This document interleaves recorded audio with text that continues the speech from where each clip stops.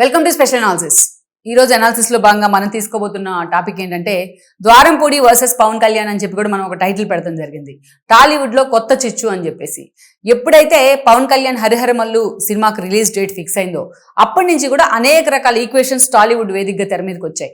మనం చూసినట్లయితే June 12న cinema రిలీజ్కి ఆల్రెడీ డేట్ కూడా అనౌన్స్ అయింది.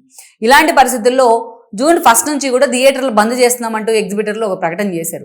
అసలు ఆ ప్రకటన ఎక్కడి నుంచి వచ్చింది, ఎవరు అధికారికంగా దాన్ని ప్రకటించారు అనే దాని మీద క్లారిటీ లేకపోయినప్పటికీ అటు మీడియాలో, మెయిన్ స్ట్రీమ్ మీడియాలో, ఇటు సోషల్ మీడియాలో దాదాపు 20 రోజులుగా ఈ వార్త హల్చల్ చేస్తూ వస్తోంది. నిజంగా అందరూ కూడా అసలు ఎందుకు జరుగుతోంది బంద్ అనే విషయంలో కూడా ఒక క్లారిటీ అయితే లేదు.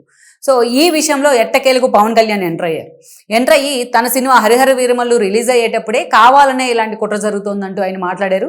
ఆ కుట్ర ఏంటి అనేది ఆయన ఎస్టాబ్లిష్ చేసే ప్రయత్నం చేయకపోయినప్పటికీ అటు కందులు దుర్గేష్ లాంటి వాళ్ళు సినిమాటోగ్రఫీ మంత్రిగా ఉన్నారు, ఆయన ఆదేశించారు అసలు ఏం జరుగుతుందో తెలుసుకోవాలని చెప్పేసి.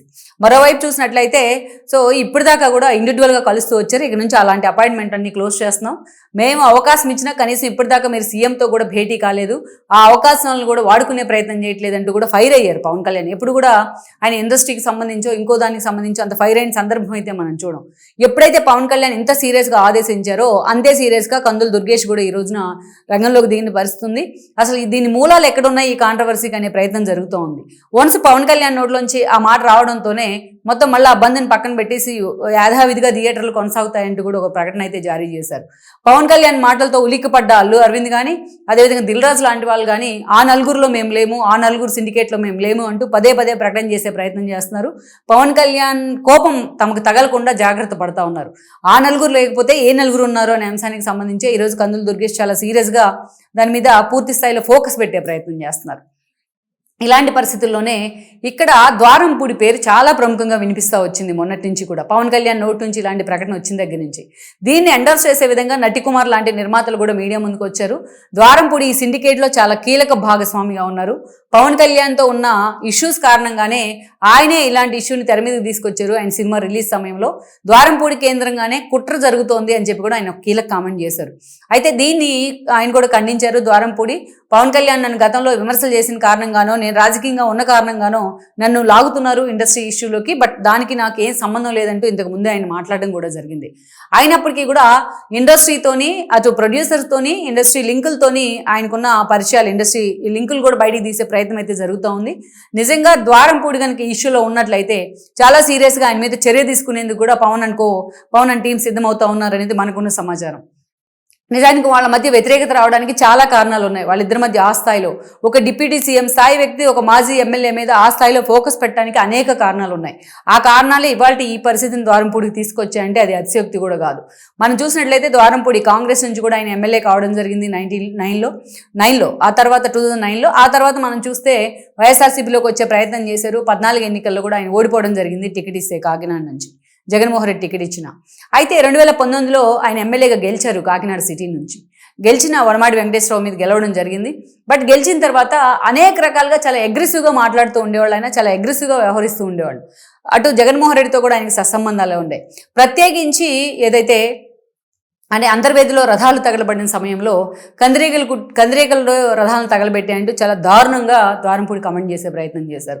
దానికి ఆ రోజు పవన్ కళ్యాణ్ విదేశాల్లో ఉన్నారు. జనసేన శ్రేణులు అక్కడ ఏం జరిగిందని చూడడానికి వెళ్తా ఉంటే పర్యటన వాళ్ళని వెంటబడి కొట్టించారు ఆయన తన రౌడీలతోని. అంతేకాదు పవన్ కళ్యాణ్ ఉద్దేశించి నోటికి రాని భాషను మాట్లాడుతూ బూతులతో ఆయన ఏదైతే తన డైలాగ్ డెలివరీని చూపించిన సందర్భం ఉంది. అలా ప్రతిసారి కూడా ఏదో ఒక విమర్శలతోనో, స్థానికంగా ఉన్న ఇష్యూస్తోనో ద్వారంపూడి ఎప్పుడు కూడా తన నోటిని అదుపులో పెట్టుకోలేని పరిస్థితుల్లో వార్తల్లో ఉంటూ వచ్చేవాళ్ళు.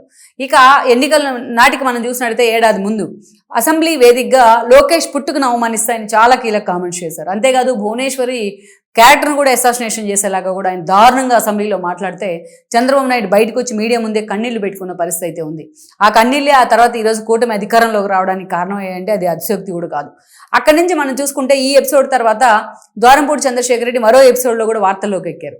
పవన్ కళ్యాణ్ ఎన్నికల కంటే ముందు ఏడాది ముందు ఆయన వారాహి యాత్రను స్టార్ట్ చేశారు. చాలా గోదావరి జిల్లాను టార్గెట్ చేస్తూ చాలా సీరియస్గా పర్యటించారు ఆయన. సో కాకినాడలో ఆయన పర్యటించే క్రమంలో ద్వారంపూడి అనుచరులు వర్సెస్ జనసేన అన్న సీన్ కూడా తెర మీదకి వచ్చింది. అయినప్పటికీ పవన్ కళ్యాణ్ ఎక్కడ భయపడకుండా ద్వారంపూడి ఆగడాలను టార్గెట్ చేశారు. వారాహి యాత్ర మిగిలిన చోటంతా ఒక ఎత్తు అయితే కాకినాడ సిటీలో ఆయన నిర్వహించిన వారాహి యాత్ర మరొక ఎత్తు అనుకోవాలి. ద్వారంపూడి చేసిన అక్రమాలు ఒక్కొక్కటి అక్కడ ప్రజలకు కూడా వివరించే ప్రయత్నం అయితే చేశారు. అలా మొత్తానికైతే ద్వారంపూడిని టార్గెట్ చేస్తూ పవన్ కళ్యాణ్ అధికారంలోకి వస్తే ఏం చేయబోతున్నాం అన్నది చెప్పే ప్రయత్నం అయితే చేశారు. అలా పవన్ కళ్యాణ్ వర్సెస్ ద్వారంపూడి అన్న ఈక్వేషన్ ఆ రోజునే ఉండింది.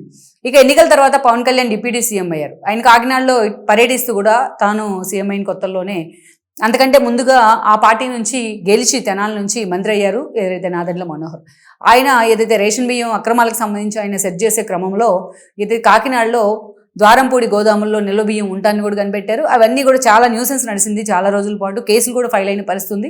బట్ యాక్షన్ పూర్తిగా తీసుకున్నారో లేదనేది ఇప్పటికీ ఒక క్వశ్చన్ మార్క్ అయినప్పటికీ ఆ తర్వాత రేషన్ బియ్యానికి సంబంధించి పవన్ కళ్యాణ్ కాకినాడలో పర్యటించడం కానీ అక్కడ ఏదైతే రేషన్ అక్రమంగా తరలిస్తూ ఉన్న షిప్ని సీజ్ ద షిప్ అంటూ కూడా ఆయన డైలాగ్ వేయడం కానీ ఆ స్థాయిలో ఆ అంశానికి సంబంధించి ప్రభుత్వం కూడా ఫోకస్ పెడతాం కానీ మనకు తెలిసిందే. సో ఈ క్రమంలోనే మరోసారి ద్వారంపూడి వర్సెస్ పవన్ కళ్యాణ్. ద్వారంపూడే ఈ రేషన్ మాఫియా నడిపిస్తున్నారు, ఇతర దేశాలకు సరఫరా చేస్తున్నారు దాని అనే చర్చ కూడా అప్పట్లో తెర మీదకి వచ్చింది. సో అప్పటి నుంచి కూడా ఇక ద్వారంపూడి అరెస్టు ఖాయమన్న ప్రచారం కూడా జరిగింది. ఎప్పుడైతే పేర్ని నాని గోదాముల్లో విజిలెన్స్ ఫోకస్ పెడతాం కానీ ప్రభుత్వం చాలా సీరియస్గా ఆయన మీద ఆయన వైఫ్ మీద కేసులు పెడతాం కానీ ఎందుకంటే ఆ రోజు ఆయన మంత్రిగా పనిచేసిన హిస్టరీ ఉంది కొడాలి నాని, అటు పేర్ని నానికి కూడా ఆయన సన్నిహితుడే. సో ఈ ముగ్గురు ఇరుక్కుపోవడం ఖాయమన్న చర్చ జరిగింది. పేర్ని నానితో పాటు ఆయన wife Kodali Nani and then Dwarampudi కూడా. కానీ అది స్టిల్ ఇంకా ఆ కేసు అలాగే లైవ్లో కొనసాగుతూనే వస్తుంది.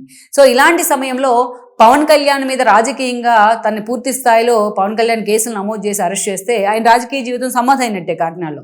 అందుకే ద్వారంపూడి పవన్ కళ్యాణ్ మీద తన ప్రతాపం చూపించే ప్రయత్నం చేస్తున్నారు, తన కోపం తీర్చుకునే ప్రయత్నం చేస్తున్నారని కూడా చెప్తున్నారు. అందుకే ఆయనకు తను సంపాదించిన డబ్బుతోని పూర్తి స్థాయిలో ఆయన ఒక నిర్మాతగా ఉన్నారు. నిర్మాతల సిండికేట్లో కూడా ఆయన కీలకంగా భాగస్వామిగా ఉన్నారని కూడా చెప్తున్నారు. బ్యాక్ అండ్ ఆయన చాలా సినిమాలకి ప్రొడ్యూసర్గా కూడా వ్యవహరించారు. తన బినామీని పెట్టుకుని ప్రొడ్యూస్ చేసిన సందర్భాలు కూడా ఉన్నాయని చెప్తున్నారు. ఇలాంటివి ఈ ద్వారంపూడి లాంటి వాళ్ళు రెచ్చగొట్టిన కారణంగానే ఈరోజు మిగతా నిర్మాతలు కూడా ఈ విషయంలో ఏదైతే థియేటర్ల బంద్ విషయంలో ఇప్పటిదాకా పవన్ కళ్యాణ్ మాట్లాడిన దాకా సైలెంట్గా ఉన్నారనే చర్చ కూడా ఉంది. మొత్తానికైతే మాత్రం ఈరోజు టాలీవుడ్లో ద్వారంపూడి ఒక చర్చలో మాత్రం చాలా కీలకంగా మారారని అనుకోవాలి. సో రేపో మాపో నిన్నటి వరకు పవన్ కళ్యాణ్ ఆ పేరు చెప్పకపోయినా రేపో మాపో పూర్తి స్థాయి ఆధారాలు లభించిన తర్వాత పవన్ కళ్యాణ్ ఆ పేరును కూడా బయటపెట్టే అవకాశం అయితే ఉంటుంది. సో రేషన్ బియ్యం విషయంలో ఏదైతే వదిలేసినా, తన కార్యకర్తను కొట్టిన విషయంలో వదిలేసినా, ఏదైతే తన బూతులు తిట్టిన విషయంలో వదిలేసినా ద్వారంపూడిని మాత్రం ఈ విషయంలో పవన్ కళ్యాణ్ వదిలేసే ప్రసక్తే లేదనే చర్చ కూడా జరుగుతోంది. ఇప్పటికే ఆయన మీడియా ముందుకు వచ్చి వివరణ ఇచ్చిన బట్ ఈ విషయంలో మాత్రం పవన్ కళ్యాణ్ ఎక్కడ వెనక్కి తగ్గొద్దు అంటూ కూడా అటు దుర్గేష్ లాంటి వాళ్ళకి ఆదేశాలు జారీ చేయడం జరిగింది. ఓవరాల్గా పవన్ కళ్యాణ్ వర్సెస్ ద్వారంపూడి అన్న ఈ ఎపిసోడ్ టాలీవుడ్ని ఏ మలుపు తిప్పుతుందన్నది మనం చూడాల్సి ఉంది. ఈ వీడియో మీకు నచ్చినట్లయితే please share, like and subscribe